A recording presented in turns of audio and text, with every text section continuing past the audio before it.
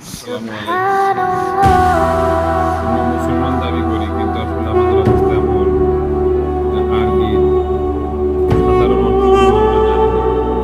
যেমন আরবির নাম্বার কয়জন মুসলমান Subhanallah, আরবির নাম্বার জানে না, এবং তারা walhamdulillah, ইহতিসাব la করে। ilaha illallah, তো আজকে আমরা আরবির Allahu নাম্বারগুলো Akbar, নিয়ে শিখব। Subhanallah, যেমন বাংলাতে আরবিতে বলে walhamdulillah, la ilaha ওয়ানকে illallah, দুইকে বলা হয় Allahu Akbar. ইসনানি, তিনকে বলা হয় तू ही मेरी मौला, সালাসাতুন, मेरी চার मौला, तू ही मेरी আরবাতুন, मौला, পাঁচ अल्लाह, तू খামসাতুন, ही मेरी मौला, ছয় मेरी मौला, সিত্তাতুন, तू ही मेरी সাত मौला, সাবাআতুন, अल्लाह, तू আট ही मेरी मौला, मेरी সামানিয়াতুন, নয় তিসআতুন, এবং 10 আশারাতুন।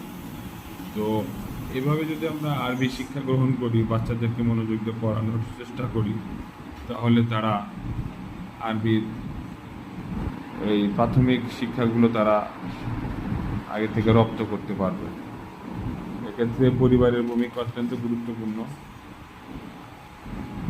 এই আরবি ভাষা শিক্ষার প্রাথমিক বইগুলো বাচ্চাদের সাথে শেয়ার করা, আমি মনে করি এখন থেকে তার শব্দবিন্যাস, ভাষার ব্যাপারে সে আত্মবিশ্বাসী হবে। আরবি ছাড়া আমাদের কোনো বিকল্প নেই। আরবির ভিতরে সম্মান মর্যাদা রয়েছে। সঠিকভাবে আরবি উচ্চারণ এবং ভাষা শিক্ষা গ্রহণ করা প্রত্যেক মুমিন পুরুষ নারীর জন্য ওয়াজিব, এবং দিন শিক্ষা করা ফরজ। তো আরবির মাধ্যমে যেহেতু দিনের জ্ঞান আসছে, শিক্ষা আসছে, কোরআন এসেছে, আরবি শিক্ষার কোনো বিকল্প নেই।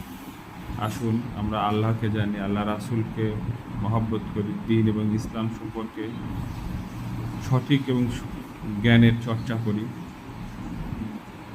আন্তরিকতার সাথে একনিষ্ঠভাবে আল্লাহর ইবাদত করি। দুনিয়া এবং আখিরাতের পথ যেন সহজ হয়। ইহদিনাস সিরাতাল মুস্তাকিমের সেই সঠিক পথে যেন চলার তৌফিক পাই, আল্লাহর কাছে সেই দোয়া করি। আবার বলি, ওয়াহেদুন, ইসনানে, সালসাতুন, আরবাতুন, খামসাতুন, সিত্তাতুন, সাবাতুন,